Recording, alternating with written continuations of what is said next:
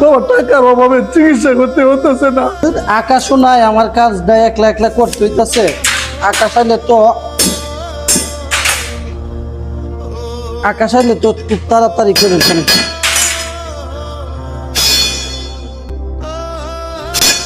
কিরে রনি, তোর কাজটা কি এখনো শেষ হয়েছে না?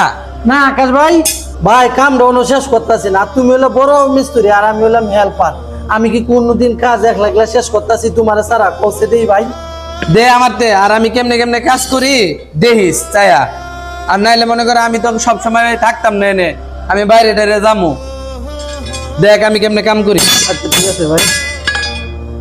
এই যে সবসময় রডটা বাড়ি দিয়ে দিয়ে সোজাটা দেখবি, বুঝছস? এই যে এমনি বাড়ি দিবি, বেয়া জায়গাটা বাড়ি দিবি। ঠিক আছে ভাই।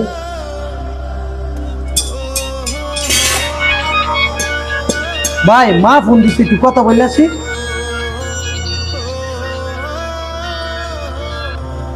আসসালামু আলাইকুম আম্মা। ও আম্মা, তুমি ভালো আছো আম্মা? হ আমি খাইছি আম্মা। আম্মা তুমি কান্দাছো কেরে? তোমার কোন ধরে এরকম লাগতেছে কেরে? কি কইলাম মা? বাবা অসুস্থ, অনেক টাকার দরকার। আমি টাকা মিলাইতেছি আম্মা, আমি টাকা মিলাইতেছি, এখনই টাকা মিলাইতেছি আম্মা, তুমি কোনো চিন্তা করো না।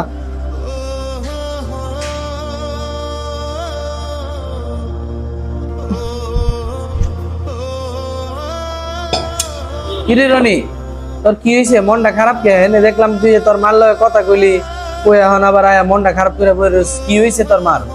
আকাশ ভাই, আমার মার কিছু হয় নাই, আমার বাবা অসুস্থ, অনেক টাকার দরকার। এখন যে আমি কি করবো আমি বুঝতে পারতেছি না। আকাশ ভাই, তুমি একটা বুদ্ধি দেও আমার, কি করবো? এই বেটা তুই এত টেনশন করতেছিস কে? তোর বড় ভাই তো দোকানের মালিক, যে তোর বড় ভাইরে কইলি তো টিয়া দিয়া দে। আকাশ ভাই, এই কথাটা তো তুমি ঠিক কইছো। আমি তো বড় ভাই, দোকানে কর্মচারী, তাই ভাইয়ের কাছে গিয়ে কইলে তো টাকা দিয়ে দিব। বাবা অসুস্থ, টাকার দরকার, আমার তো এটা টেনশন করার কিছু নাই, ভাইয়ের কাছে যাই। আকাশ ভাই, তাইলে আমি তাড়াতাড়ি যাই, বাইরেন তো টাকা দিলইয়া আব্বার চিকিৎসা করতে হইব গিয়া, তাড়াতাড়ি যাই আমি। জি জি, ও গ্রিলের কাজ, এই কাজটা ভাই আজকে চলতেছে, কালকে আপনি বিকালে এসে নিয়ে যান। জি জি ঠিক আছে।